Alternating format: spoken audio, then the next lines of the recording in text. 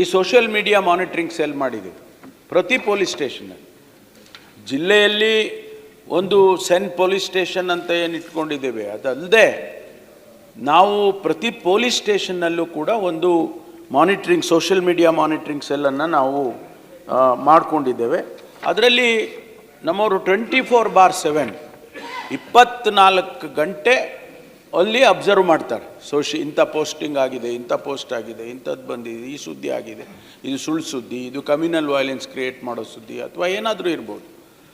ಅದನ್ನು ಮಾನಿಟ್ರ್ ಮಾಡಿ ಸುವಮೋಟೋ ಇಮಿಡಿಯೇಟಾಗಿ ಕೇಸ್ ತೊಗೊಳ್ತಾರೆ. ಯಾರಿಗೂ ಕಂಪ್ಲೇಂಟ್ ಕೊಡಿ ಅಂತ ಕಾಯೋದಿಲ್ಲ. ಯಾಕೆಂದರೆ ನಾನು ಅದಕ್ಕೆ ನಿಮಗೆ ಸ್ಟ್ಯಾಟಿಸ್ಟಿಕ್ಸ್ ಕೊಟ್ಟಿದ್ದೀನಿ. ಸುವಮೋಟೋ 23ರಲ್ಲಿ 238 ಕೇಸ್ ತೊಗೊಂಡಿದ್ದಾರೆ. ಸುವಮೋಟೋ ಇಮಿಡಿಯೇಟಾಗಿ ಅವರು ಗೊತ್ತಾದ ತಕ್ಷಣ ಅವರೇ ಕೇಸ್ ರಿಜಿಸ್ಟರ್ ಮಾಡಿ ಅದನ್ನು ಕಂಡಿಡಿದು ಅವರಿಗೆ ಪನಿಷ್ ಮಾಡ್ತಕ್ಕಂಥದ್ದು. 24ರಲ್ಲಿ 373 ಇದೆ. 25ರಲ್ಲಿ ಇಲ್ಲಿವರೆಗೂ ಬರೀ 65 ಇದೆ. ಜೊತೆಗೆ ಕಂಪ್ಲೇಂಟ್ ಕೊಟ್ಟಿರ್ತಕ್ಕಂಥದ್ದು, ಕಂಪ್ಲೇಂಟ್ ಕೊಟ್ಟಿರೋದು 640 ಕೇಸಸ್ಸು 23ರಲ್ಲಿ, 24ರಲ್ಲಿ 618, 25ರಲ್ಲಿ 85, ಒಟ್ಟು 2018 ಕೇಸಸ್ಗಳನ್ನು ಈಗಾಗಲೇ ನಾವು ರಿಜಿಸ್ಟರ್ ಮಾಡ್ಕೊಂಡಿದ್ದೇವೆ. ಇದು ದಿನನಿತ್ಯ ನಡೀತಾ ಇರುತ್ತೆ. ನಾವು ಫ್ಯಾಕ್ಟ್ಸ್ ಚೆಕ್ ಮಾಡೋದು, ಅದಕ್ಕೆ ನಮಗೀಗ ನೋಡಿ ಸುಳ್ಳು ಸುದ್ದಿಗಳ ಬಗ್ಗೆ KSP ಫ್ಯಾಕ್ಟ್ ಚೆಕ್ ಆ್ಯಪ್ ಅಂತೇಳಿ ಒಂದು ಆ್ಯಪ್ ಕೂಡ ಮಾಡಿದ್ದೇವೆ. ಅದು ಇಮಿಡಿಯೇಟಾಗಿ ಗೊತ್ತಾಗ್ಬಿಡುತ್ತೆ. ಅದರಿಂದ ನಾವು ಪ್ರತಿನಿತ್ಯ ಮಾನಿಟ್ರ್ ಮಾಡ್ತಕ್ಕಂಥದ್ದು. ಇಂಥ ಪೋಸ್ಟಿಂಗ್ಸ್ ಯಾವುದೇ ಪ್ಲ್ಯಾಟ್ಫಾರ್ಮ್ನಲ್ಲಿ ಬಂದರೆ ಅವ್ರ ಮೇಲೆ ಕ್ರಮ ತಗೊಳ್ಳೋದನ್ನು ನಾವು ಈಗಾಗಲೇ ಮಾಡ್ತಾ ಇದ್ದೇವೆ. ನಮ್ಮ ಪ್ರತಿ ಪೊಲೀಸ್ ಸ್ಟೇಷನಲ್ಲಿ ಡೆಸ್ಕ್ಗಳು ಮಾಡಿದ್ದೇವೆ. ಅಂದರೆ ಡೆಸ್ಕ್ ಅಂದರೆ ಯಾರ್ಯಾರು ಯಾವ್ಯಾವ ಜವಾಬ್ದಾರಿಯಿಂದ ಮಾಡಬೇಕು ಅಂತ ಒಂದು 4 ವಿಭಾಗ ಮಾಡ್ಕೊಂಡಿದ್ದೀವಿ. ಒಂದಲ್ಲಿ ಆನ್ಲೈನ್ ಮೀಡಿಯಾದಲ್ಲಿ ಏನು ಬರುತ್ತೆ, ಕೆಲವು ಕಡೆ ಸಂದರ್ಭದಲ್ಲಿ ಮೀಡಿಯಾದಲ್ಲೇ ಸುಳ್ಳು ಸುದ್ದಿ ಹಾಕಿಬಿಟ್ಟಿರ್ತಾರೆ, ಅದು ಏನೋ ಆಗಿರ್ತದೆ, ಅದರ ಎಫೆಕ್ಟು ಕೂಡ ಬೇರೆ ರೀತಿಯಲ್ಲೇ ಆಗುತ್ತೆ. ಅದಕ್ಕೆ ಒಂದು ಡೆಸ್ಕ್ ಮಾಡಿದ್ವಿ. ಒಬ್ಬ ಮನುಷ್ಯ ಅದನ್ನು ಮಾನಿಟ್ರ್ ಮಾಡ್ತಾ ಇರ್ತಾನೆ. ಆಮೇಲೆ ಲಾ ಆ್ಯಂಡ್ ಆರ್ಡರಿಗೆ ಸಂಬಂಧಪಟ್ಟಿದ್ದು ಅದಕ್ಕೊಂದು ಡೆಸ್ಕ್ ಇದೆ. ಅವರು ಲಾ ಆ್ಯಂಡ್ ಆರ್ಡರಿಗೆ ಸಂಬಂಧಪಟ್ಟಿದ್ದನ್ನೇ ಮಾನಿಟ್ರ್ ಮಾಡ್ತಾರೆ. ಇಮಿಡಿಯೇಟಾಗಿ ಸೀನಿಯರ್ ಆಫೀಸರ್ಸ್ ಕೇಳ್ತಾರೆ, ನೋಡಿ ಈ ರೀತಿ law and order situation create ಆಗುತ್ತೆ ಇದರಿಂದ, ಅದಕ್ಕೋಸ್ಕರ ಅದಕ್ಕೇನು ಕ್ರಮ ತೊಗೋಬೇಕೋ ತೊಗೊಳ್ಳಿ ಅಂತೇಳಿ ಇಮ್ಮಿಡಿಯೇಟ್ ಆಫೀಸರ್ಸಿಗೆ ಅವರು ತಿಳಿಸ್ತಾರೆ.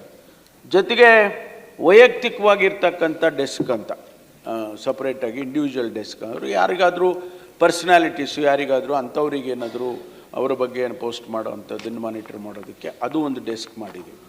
ಹಾಗಾಗಿ ಈ ಸಂಘಟನೆ ಡೆಸ್ಕು, ಈ ಅನೇಕ ಸಂಘಟನೆಗಳಿದ್ದಾವೆ, ಅವು ಏನೋ ಒಂದು ಪೋಸ್ಟ್ ಮಾಡಿಬಿಡ್ತಾರೆ. ಅದು ಸುಮಾರು ತಮಗೂ ಗೊತ್ತಿದೆ. ಅದು ಏನಾದರೂ ಒಂದು ಪೋಸ್ಟ್ ಮಾಡಿ ಏನೋ ಒಂದು ಕ್ರಿಯೇಟ್ ಮಾಡಿಬಿಡ್ತಾರೆ. ತಾವು ಹೇಳ್ದಂಗೆ ಆ ಪೋಸ್ಟಿಂಗ್ ನೋಡಿಕೊಂಡೇ ಸಾವಿರಾರು ಜನ ಅಸೆಂಬಲ್ ಇಟ್ಕೊಳ್ಳಿ.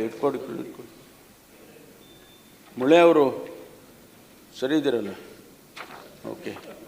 ಸ್ವಲ್ಪ ಅಲ್ಲಿ ಸ್ಟೆಪ್ಸು ಎಡಬಿಟ್ರು ಪಾಪ.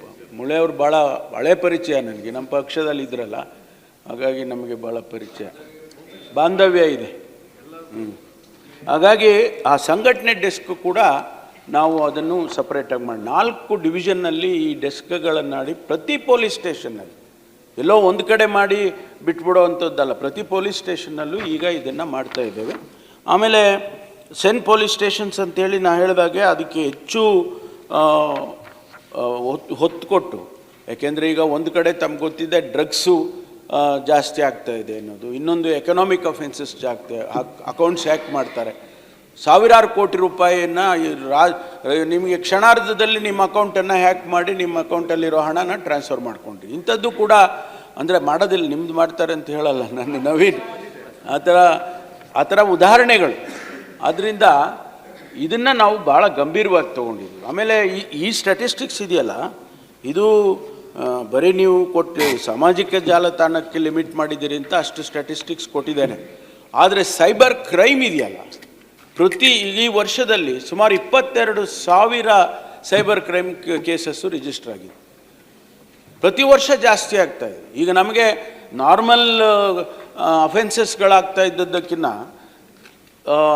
ಅದೆಲ್ಲ ಕಡಿಮೆ ಆಗಿದೆ. ಮರ್ಡರ್ ಕಡಿಮೆ ಆಗಿದೆ, ಆಮೇಲೆ ರೇಪ್ಸು ಕಡಿಮೆ ಆಗಿದೆ, ಪಾಕ್ಸೋ ಕೇಸ್ ಕಡಿಮೆ, ಅದೆಲ್ಲ ಸ್ಟ್ಯಾಟಿಸ್ಟಿಕ್ಸ್ ನಾನು ಸಂದರ್ಭ ಬಂದಾಗ ಕೊಡ್ತೇನೆ.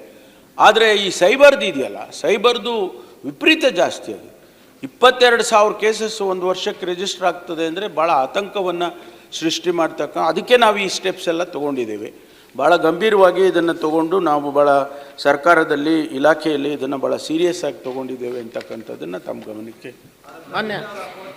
ನಮ್ಮ ಕಾರ್ಯಕ್ರಮಗಳನ್ನು ನೀವು ನೋಡ್ತಾ ಇದ್ರೆ ನಮ್ಮ ಚಾನೆಲ್ ಅನ್ನ ಸಬ್ಸ್ಕ್ರೈಬ್ ಮಾಡಿ, ಪಕ್ಕದ ಬೆಲ್ ಐಕನ್ ಒತ್ತಿ ನಮ್ಮನ್ನ ಬೆಂಬಲಿಸಿ. ಹಾಗೆ ನಮ್ಮ ಕಾರ್ಯಕ್ರಮಗಳನ್ನ ಲೈಕ್ ಮಾಡಿ, ಕಮೆಂಟ್ ಮಾಡಿ, ಅದನ್ನ ಬೇರೆಯವರಿಗೂ ವಾಟ್ಸ್ಆಪ್ ಮೂಲಕ ಶೇರ್ ಮಾಡಿ. ನೀವು ಹೀಗೆ ಮಾಡಿದಾಗ ನಮ್ಮ ಚಾನೆಲ್ ಇನ್ನಷ್ಟು ಮತ್ತಷ್ಟು ಜನರಿಗೆ ತಲುಪಲು ನೀವು ನಮ್ಮೊಂದಿಗೆ ಸಹಕರಿಸಿದ ಹಾಗಾಗುತ್ತೆ. ಇದು ನೀವು ಯಾವುದೇ ಖರ್ಚಿಲ್ಲದೆ ಕೆಲವೇ ಸೆಕೆಂಡುಗಳಲ್ಲಿ ನೀಡಬಹುದಾದ ಸಹಕಾರ. ಧನ್ಯವಾದಗಳು.